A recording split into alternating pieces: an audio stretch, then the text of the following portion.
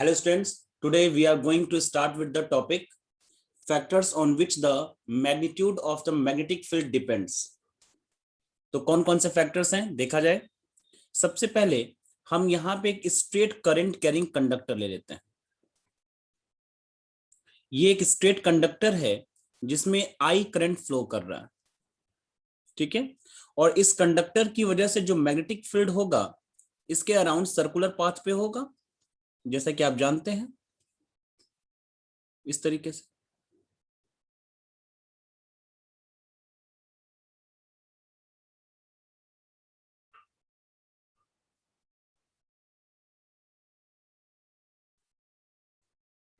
ठीक है, यहाँ पे कोई पॉइंट P हम मान लेते हैं, जिस पॉइंट पे हमें magnitude of the magnetic field हमें कैलकुलेट करना है। इस पॉइंट की जो डिस्टेंस है, perpendicular distance from the current carrying conductor, इसको R मान लेते हैं, small r।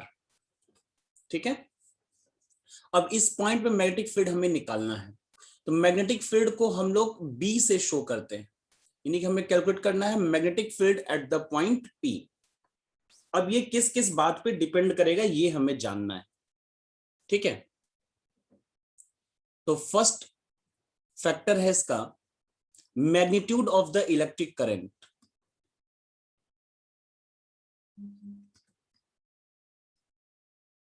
Magnitude of the electric current,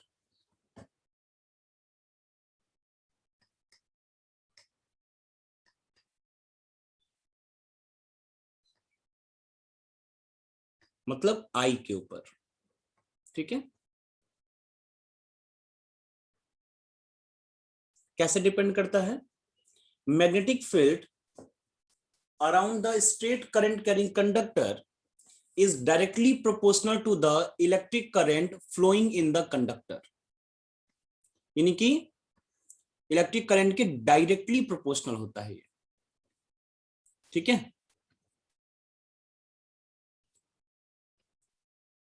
तो मैं इस बात को लिख दूं यहां पर, strength of magnetic field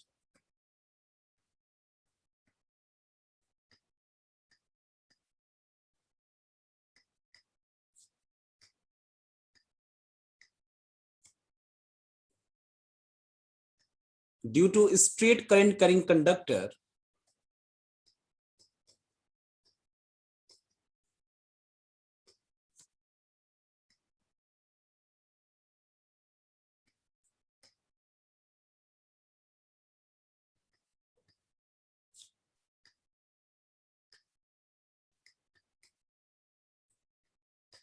is directly proportional to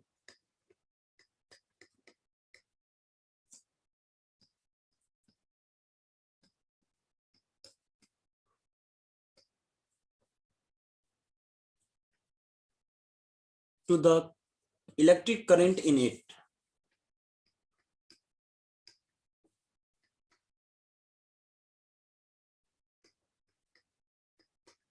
that is, इसका क्या मतलब हुआ कि magnetic field B is directly proportional to current I, ठीक है। मैथमेटिक्स के रूल के हिसाब से ऐसे हम लोग लिख सकते हैं।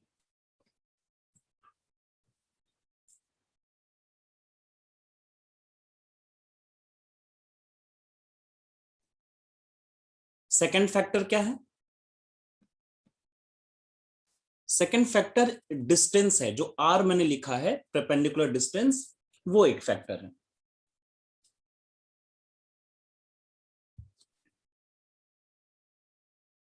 Distance from the conductor,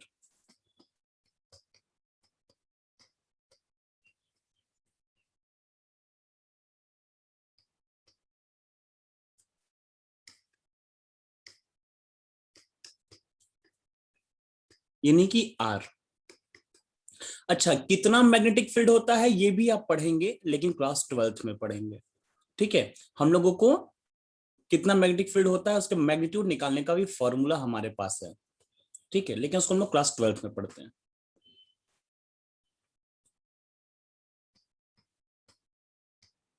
magnitude of magnetic field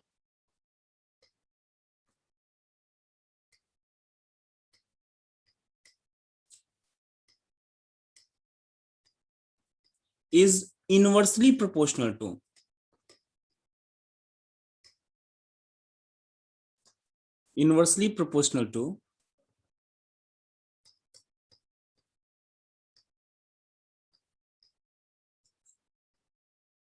the distance from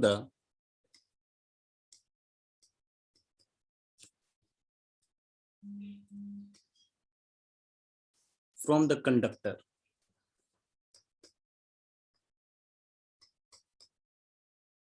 ठीक है, that is B is inversely proportional to, मैंने बताया था कि 1 करके लिखा जाता है।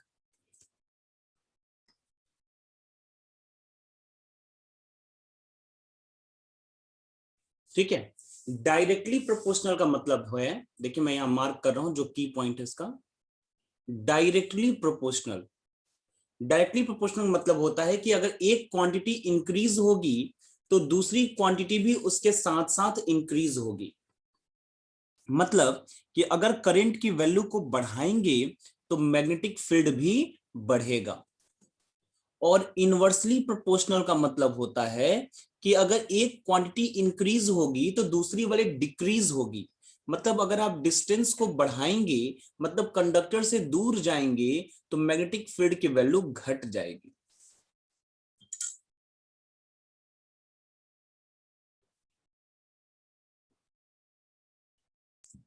ठीक है, जैसे करंट को यहां अगर आप ट्वाइस करोगे तो मैग्नेटिक फील्ड भी ट्वाइस हो जाएगा, और अगर डिस्टेंस को ट्वाइस करोगे तो मैग्नेटिक फील्ड हाफ हो जाएगा। ठीक है, अब मेरी बात को शायद आप समझ पा रहे हैं।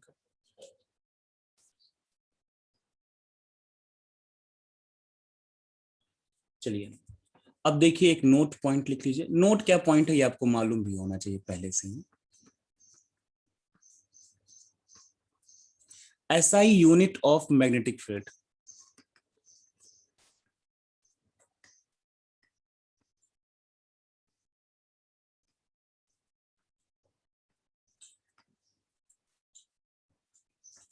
SI unit of magnetic field होती है टेस्ला। ठीक है, निकोल टेस्ला के नाम पर रखा गया है, बहुत बड़े साइंटिस्ट थे, और इसका सिंबल होता है कैपिटल T। और जो इसकी सीजीएस यूनिट होती है वो होती है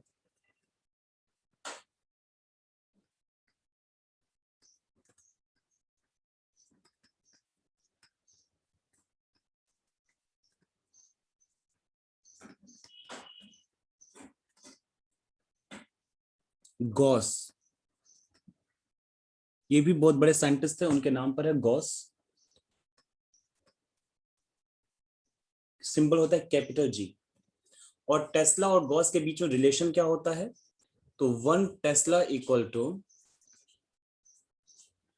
10⁴ Gauss.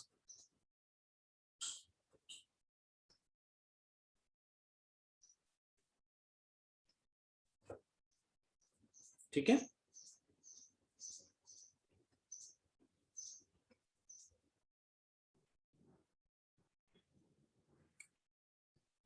magnetic field due to current carrying circular coil।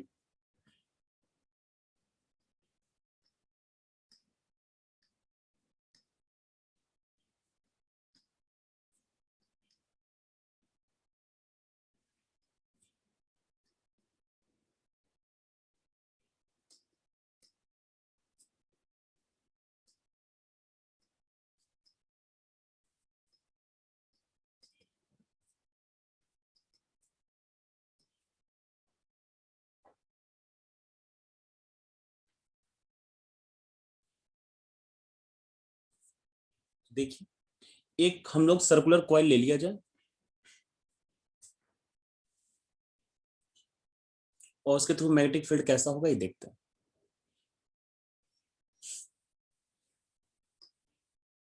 जैसे मैंने ये एक हॉरिजॉन्टल टेबल है, समझ जाइए कि टेबल का एक अपर सरफेस है, ठीक है, जो बिल्कुल हॉरिजॉन्टल है, और इस पर हम लोग जो है एक कॉइल ले रहे हैं।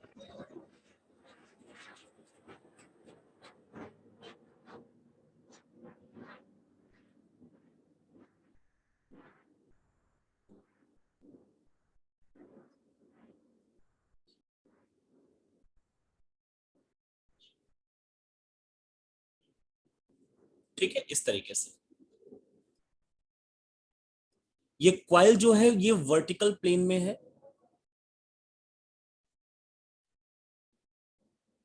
और 3D इफेक्ट के लिए मैं सब चीजें एडिट कर रहा हूं। जैसे समझ जाए कि ये कार्डबोर्ड में बीच में होल किया गया है और उस होल में से इस सर्कुलर लूप को पास कराया गया है।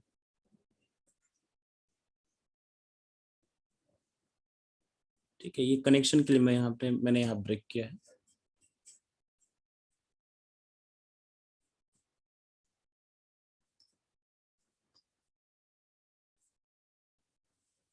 ठीक है, ऐसे यहाँ होल है और उस होल में से इसको पास कराया गया।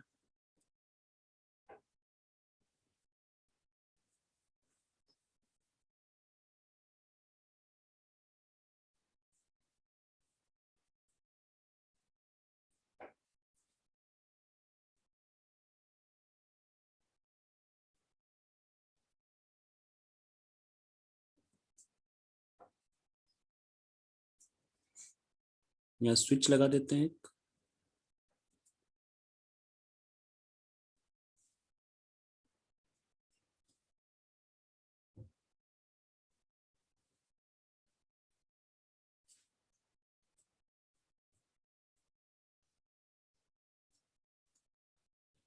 ठीक है, ये स्विच की हो गया, की ये प्लस ये माइनस। तो जैसे ही हम लोग स्विच ऑन करेंगे तुरंत करंट यहां से फ्लो करेगा पॉजिटिव टर्मिनल से और इस तरफ जाएगा ऐसे, है ना।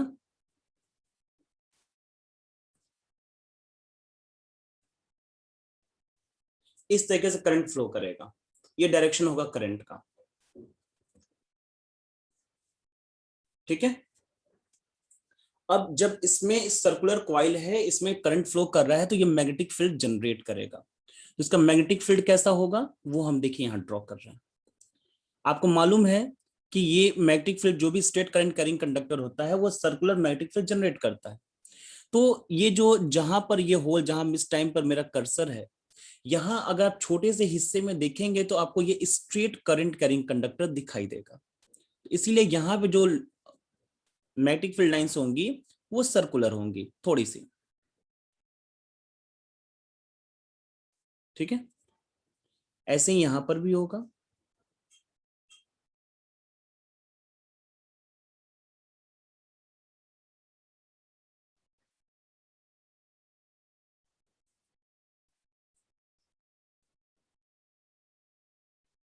ठीक है, और जैसे जैसे हम आगे चलते जाएंगे ये जो मैग्नेटिक फील्ड लाइन है वो कुछ इस तरीके से होता जाएगा।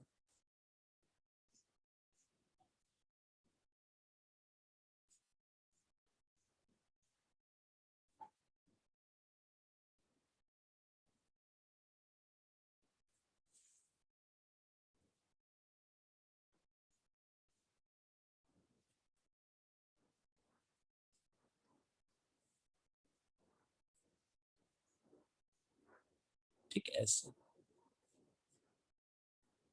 मैं डायरेक्शन भी बनाऊंगा।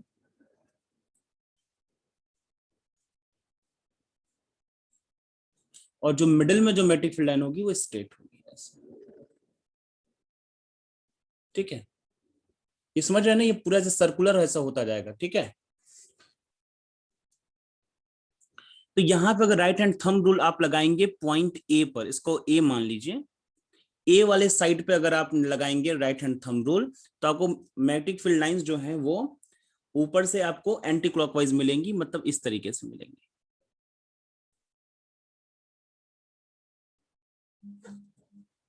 ठीक है, और जब इस साइड आप लगाएंगे तो थंब आपका नीचे की तरफ होगा, तो जो मैग्नेटिक फील्ड लाइंस होंगी वो क्लॉकवाइज होंगी।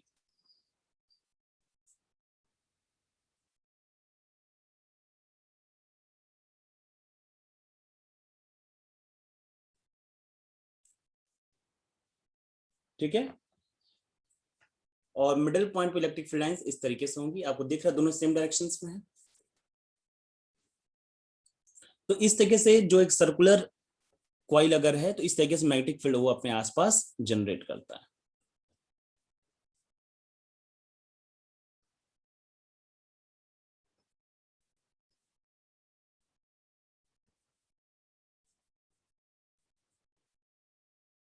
ठीक है,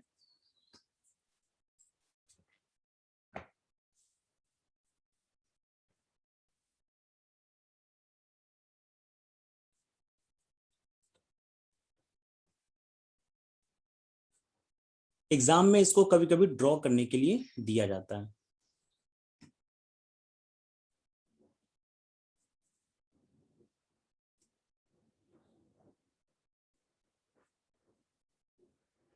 देखिए एक और इसमें भी अगर आपको पता लगाना हो कि किधर नॉर्थ पोल होगा किधर साउथ पोल होगा, ये पता लगाना है तो हम लोग कैसे पता लगा सकते हैं, समझिएगा।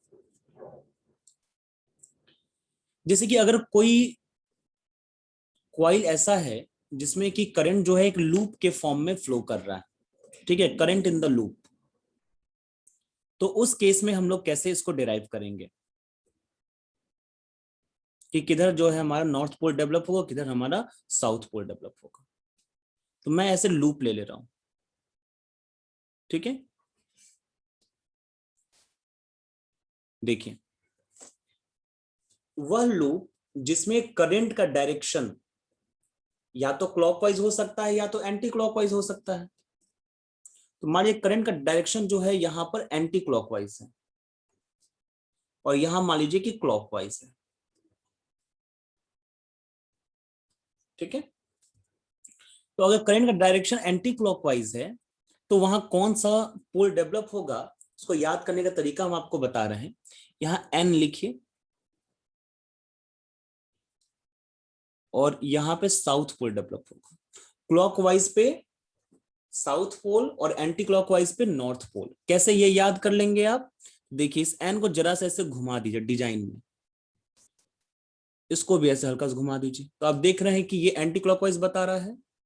और साउथ को एस को ऐसे एरो बना दीजिए, तो आप देखिए कि ये क्लॉकवाइज डायरेक्शन को रिप्रेजेंट कर रहा है, ठीक है। तो इसीलिए यहाँ पे नॉर्थ पोल डेवलप होगा एंटी क्लॉकवाइज पर और क्लॉकवाइज पे साउथ पोल। तो यहां लिख देते हैं हम एंटी क्लॉकवाइज,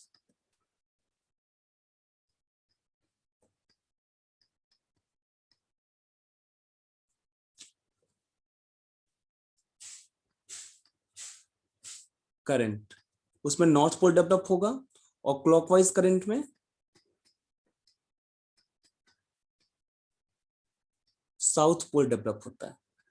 क्या आप इस चीज को यहां पर भी वेरीफाई कर सकते हैं, तो समझिए आप देखिए जिस टाइम पर आपकी स्क्रीन है सामने वहां से आप देखिए तो ये जो डायरेक्शन है आपको ये कैसा लग रहा है, ये आपको डायरेक्शन ऐसे दिख रहा है ना, यानी कि क्लॉकवाइज डायरेक्शन दिख रहा है ना। तो अगर ये क्लॉकवाइज डायरेक्शन आपको दिख रहा है तो यहां पर कौन सा पोल डेवलप होगा,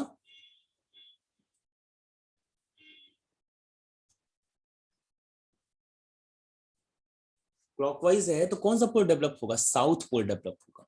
यानी कि आपके फ्रंट पर जहां पर आपका स्क्रीन है वहां पे साउथ पोल डेवलप होगा, ठीक है।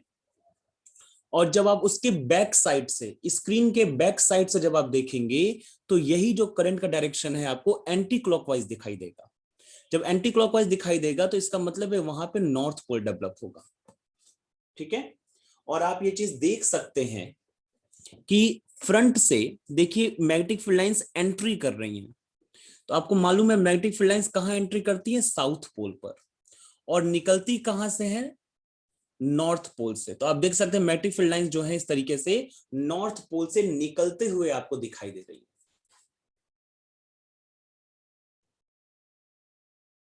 हो रहा है कि नहीं ऐसा, ठीक है। तो ये नहीं कि आप इस चीज को वेरीफाई भी यहां से कर सकते हैं,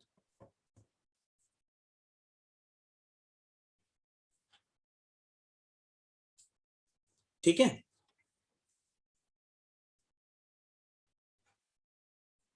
एक छोटा सा पार्ट और जान लीजिए आप लोग।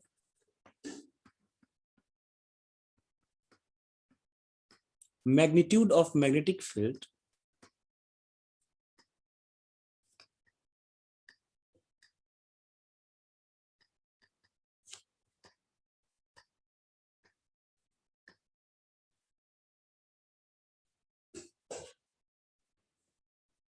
of circular loop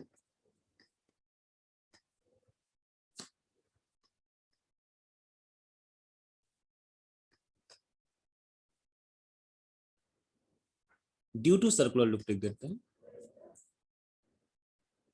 at center of the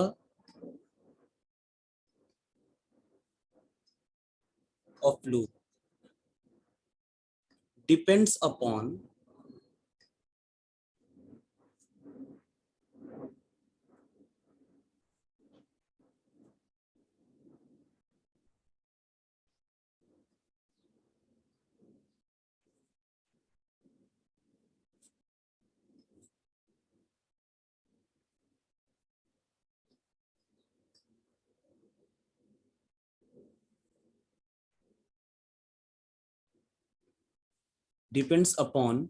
following factors.